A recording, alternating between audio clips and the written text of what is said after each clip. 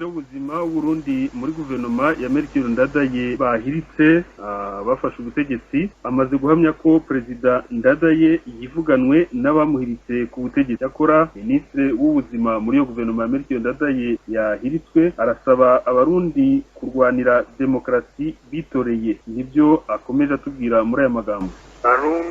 Barundi kazi bavandimwe mwese muhejeje kumva abafite amaradiyo kw'inkozi z'ikibi zihaye ubutegetsi zigakura abategetsi mwitoreye zuba riva. Ico batavuze nuko umukuru w'igihugu canyu mwitoreye nyakubahwa Melchior Ndadaye ubu amakungu yose yamaze kumenya ko bamaze kumugandagura hamwe n'umukuru w'inama nshingamateka n'abandi bategetsi benshi ari bo mwebwe mwari mwabitoreye izuba riva nabo nyene. Abo bantu mwumva bafashe ubwo butegetsi sabashaka ineza yanyu, ni bamwe bamye imyaka yose bashaka gusesa amaraso kandi batako bagayasesa bakiha inkumbi, amarira agakwira mu ngo, imvubu zigakwira mu Burundi kuva mu 65, 69, 78,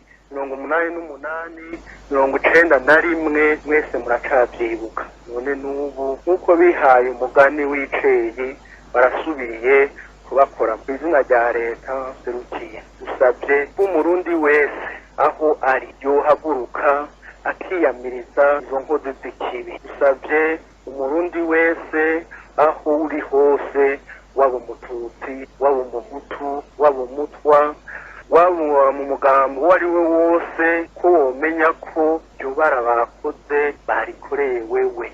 Bagukoze mu nda, ntibakoze mu nda abibarutse abo